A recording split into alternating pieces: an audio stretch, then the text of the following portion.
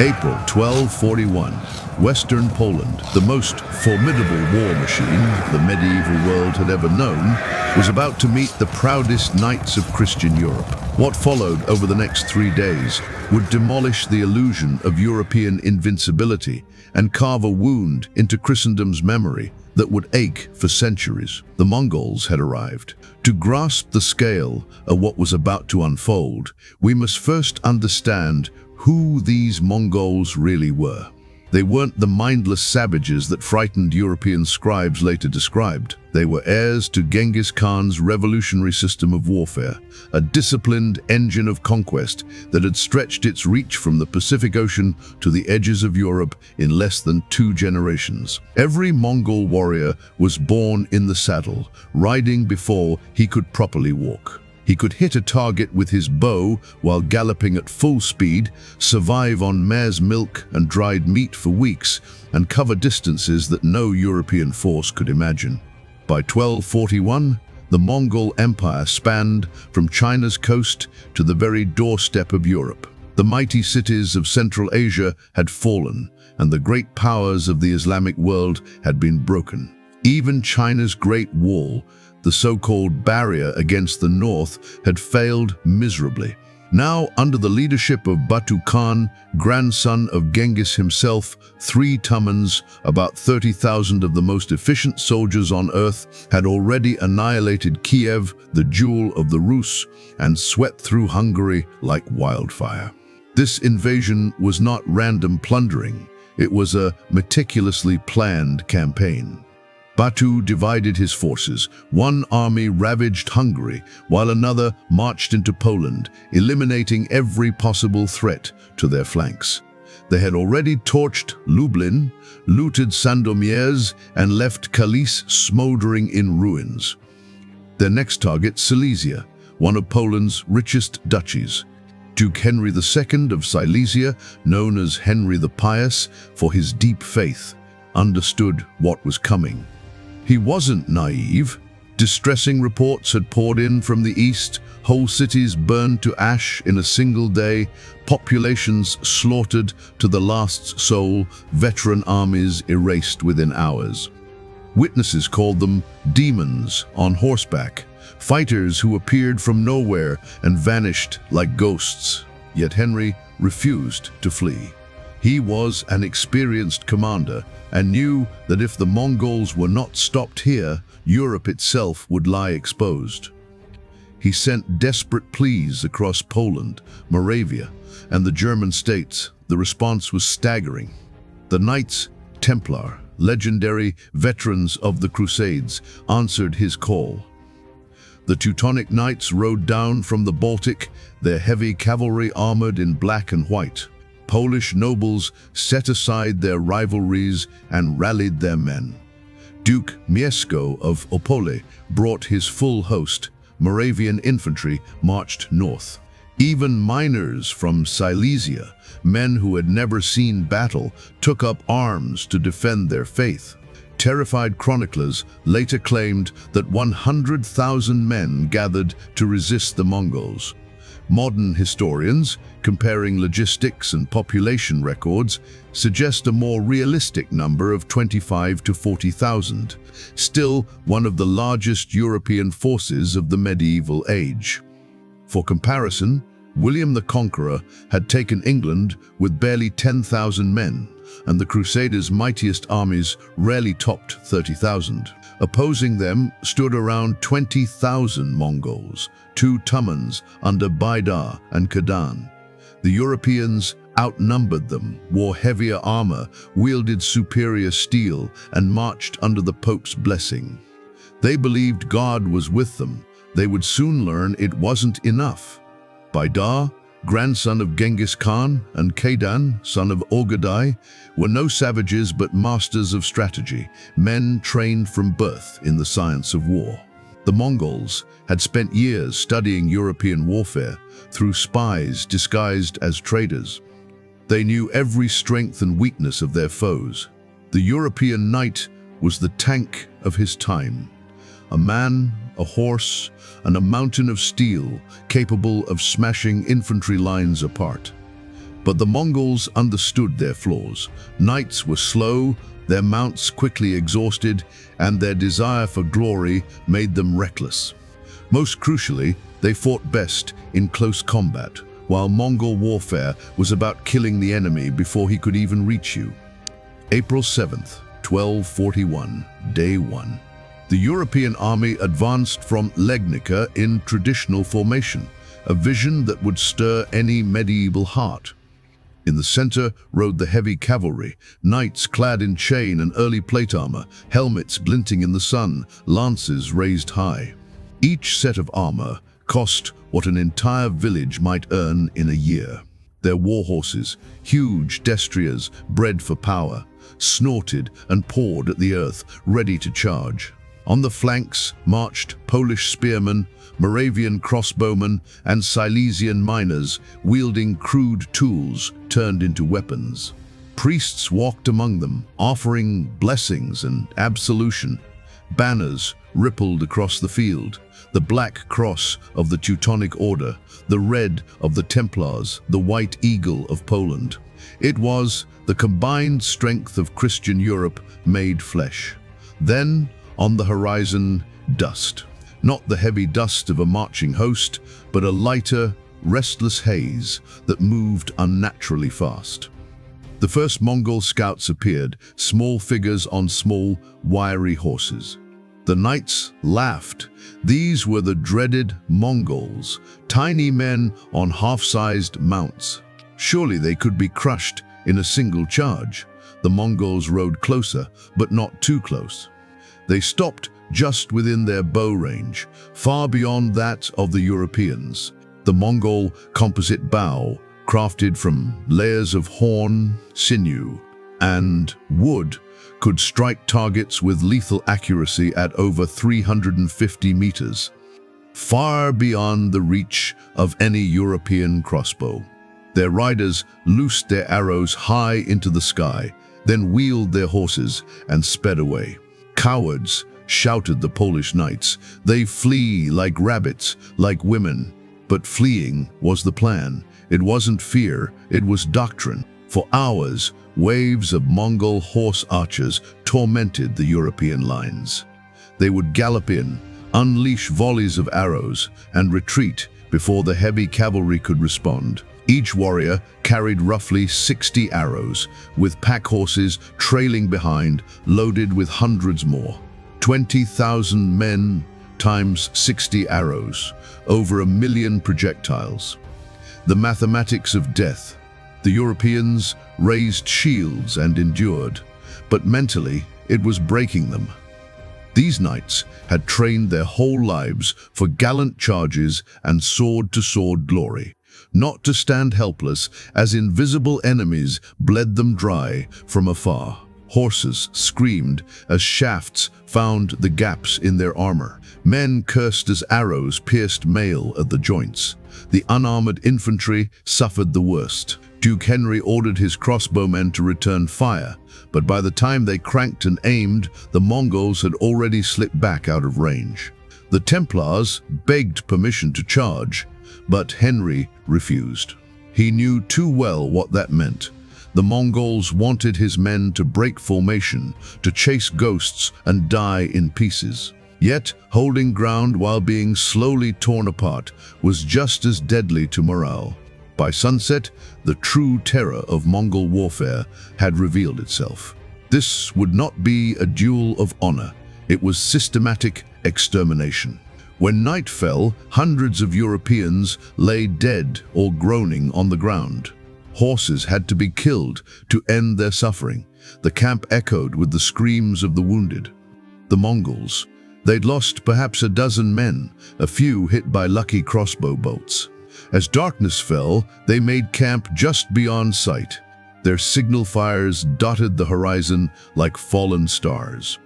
And then the drums began. A deep, rhythmic thunder rolling through the night, pounding on exhausted European nerves, denying them sleep. Day 2, April 8th, 1241.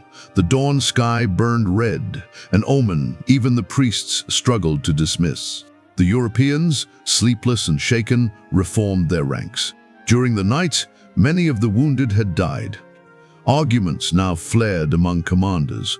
Polish nobles bickered with the Templars, while the Teutonic Knights demanded an immediate attack. Duke Mieszko of Opole threatened to pull his men out entirely if they continued to stand idle and be slaughtered like cattle. Henry realized something had to give. When the Mongol riders reappeared that morning, harassing as before, he made a crucial decision. He ordered Duke Mieszko to lead a partial cavalry charge, not the whole force, just enough to drive the horse archers away and perhaps seize a few for questioning. 2,000 of Poland's best knights thundered forward, shaking the earth beneath them.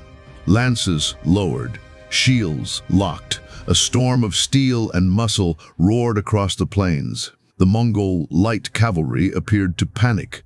They turned tail and fled. The Polish knights erupted in triumph. After a day of humiliation, vengeance was at hand. "We have them," Mieszko shouted. "Press forward, glory to Christ, kill them all."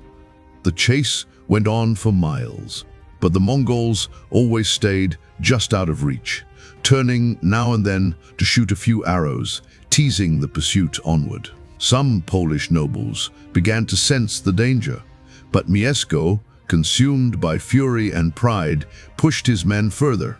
It was exactly what the Mongols had waited for. The feigned retreat, the masterpiece of Mongol warfare, was unfolding to perfection. As the knights became scattered across the plain, their tight formation stretched thin, the trap was sprung. From hidden slopes and hollows, Mongol heavy cavalry, yes, they had heavy units too, erupted in force.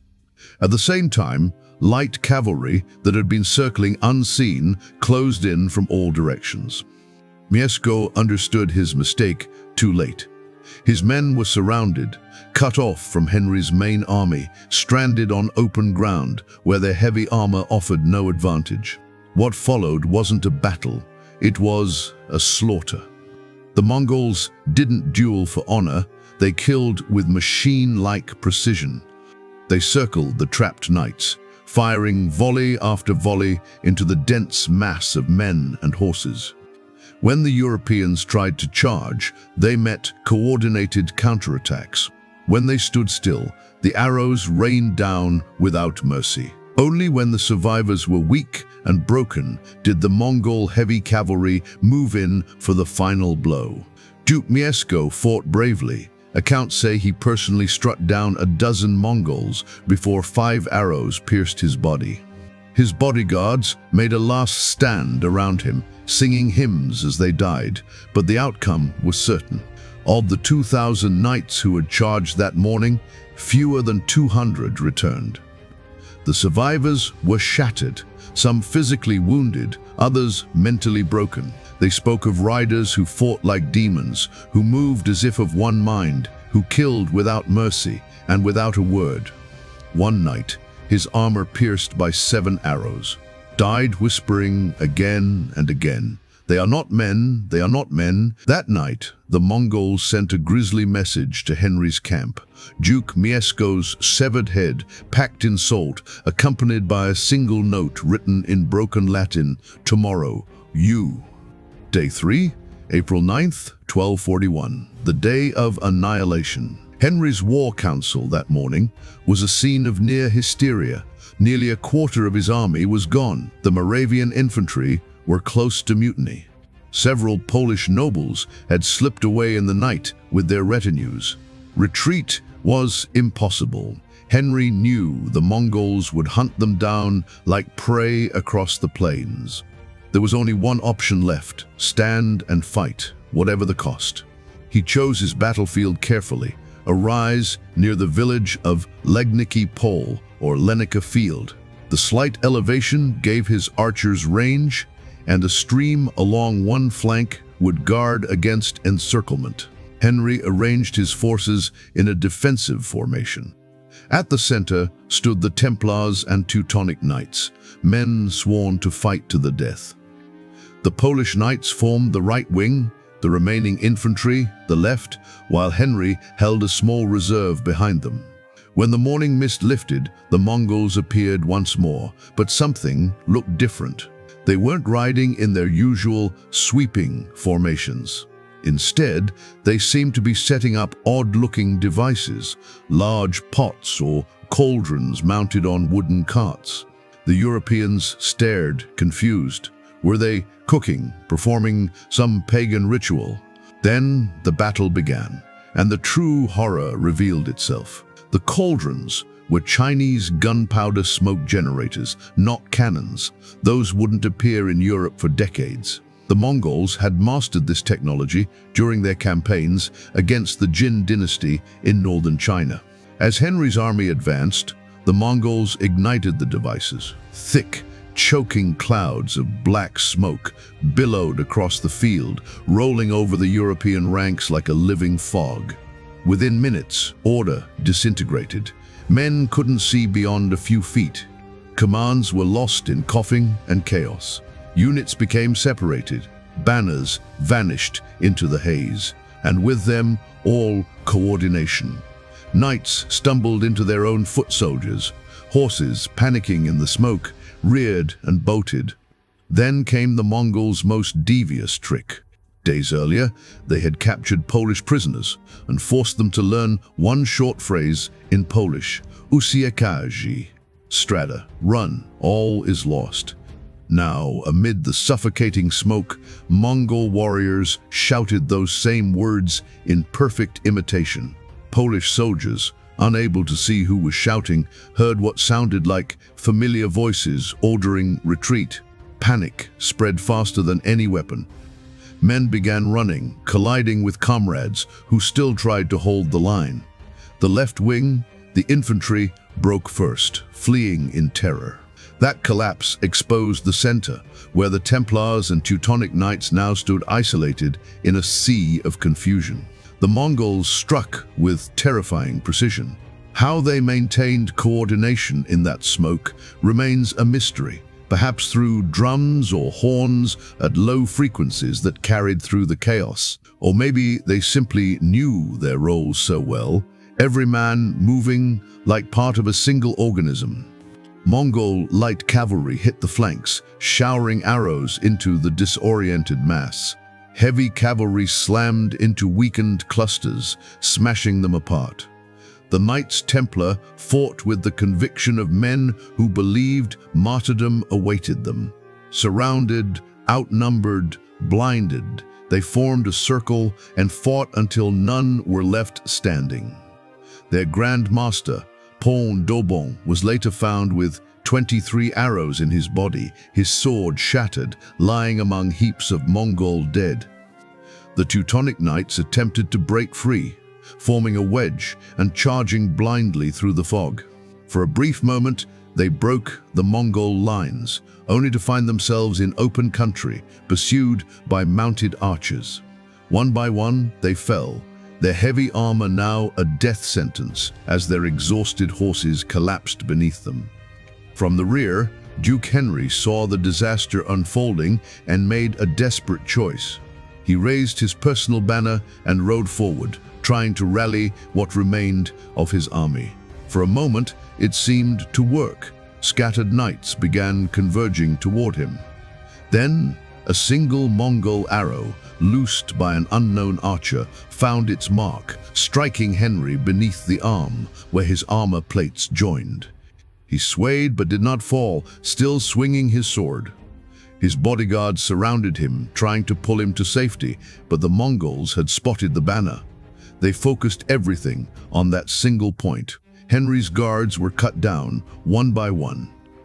At last, the Duke, bleeding heavily, fell from his horse. Seeing him collapse, the remaining resistance broke completely. The line turned into a rout, then into slaughter.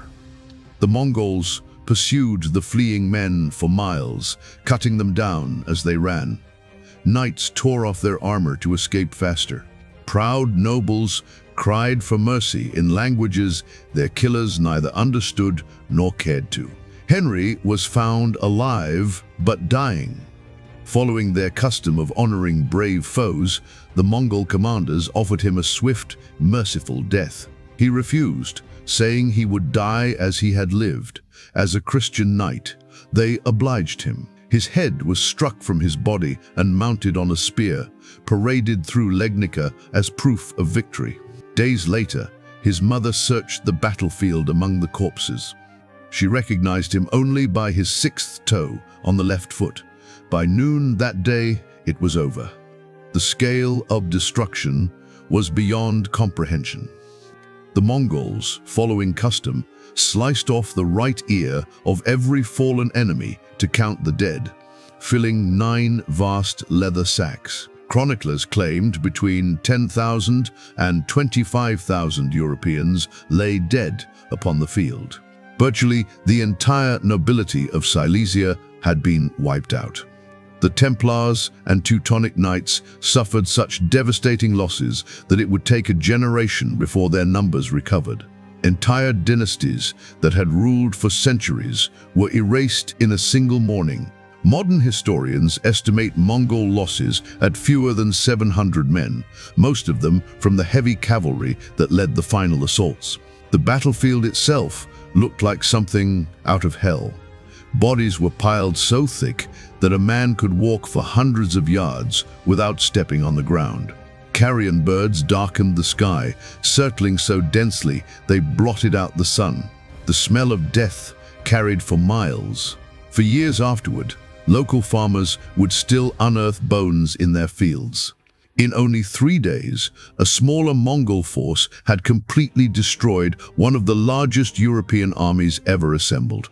But the Battle of Legnica was more than a military disaster. It was a psychological one. It broke Europe's sense of invincibility and changed the course of its history. News of the defeat swept across the continent like wildfire. In Paris, King Louis IX ordered new fortifications and reorganized his army with updated tactics. In Rome, Pope Gregory IX called for a new crusade, not to the Holy Land, but to defend Europe itself from the so-called horsemen of the devil. Even the Holy Roman Emperor Frederick II, long at odds with the papacy, suddenly found both sides willing to make peace in the face of this external nightmare. Letters from the time reveal how deeply the terror ran. One German chronicler wrote, "The Mongols are the punishment of God for our sins. They fight not as men do with honor, but as demons with deceit and cruelty. Our knights, the finest in Christendom, were as children before them." The shock went far beyond military loss.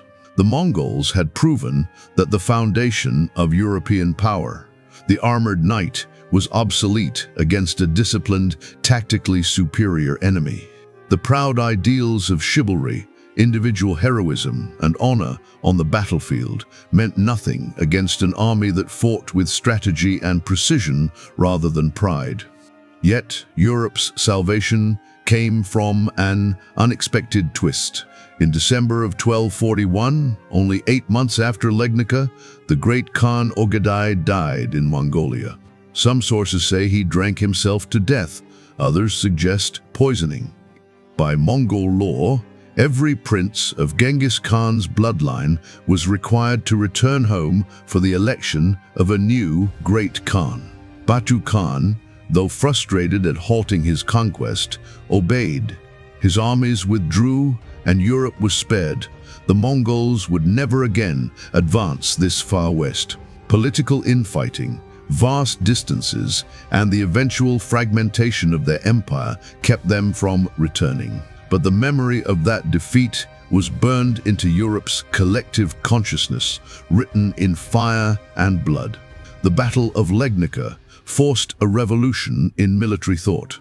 Within a generation, European forces began integrating combined arms tactics, strengthening their archery and experimenting with primitive gunpowder weapons. The age of the mounted knight's supremacy had begun its slow death. Professional armies would replace feudal levies. Discipline and coordination would matter more than noble valor. Some historians argue that Legnica may have saved Europe by forcing these changes early. 2 centuries later, when the Ottoman Turks, heirs to Mongol military traditions, marched into Europe, the continent was ready. It met them not with scattered knights, but with organized armies, firearms, and strategy born from painful lessons learned on that blood-soaked plain. Today, the Battle of Legnica is remembered differently across nations. In Poland, it remains both a tragedy and a source of pride, proof that their ancestors stood defiant against impossible odds. In Mongolia, it is celebrated as one of history's most brilliant tactical victories, studied by militaries around the world as a masterclass in strategy and discipline, overcoming numbers and technology. The battlefield itself is peaceful farmland now. A modest monument marks where Duke Henry is believed to have fallen. Each year, on April 9th, reenactors gather there in armor and chainmail, carrying replica weapons to relive the clash. Yet no reenactment can truly recreate the terror of that smoke-choked morning when the medieval world order collapsed on the plains of Silesia. The echo of Mongol hooves still resounds through history, a chilling reminder that no empire, no matter how mighty, stands immune to sudden collapse. At Legnica, the Mongols did not merely defeat an army, they destroyed an entire worldview. They ended an age and forced a civilization to evolve or perish. All of it in just 3 days. 3 days that changed the world forever.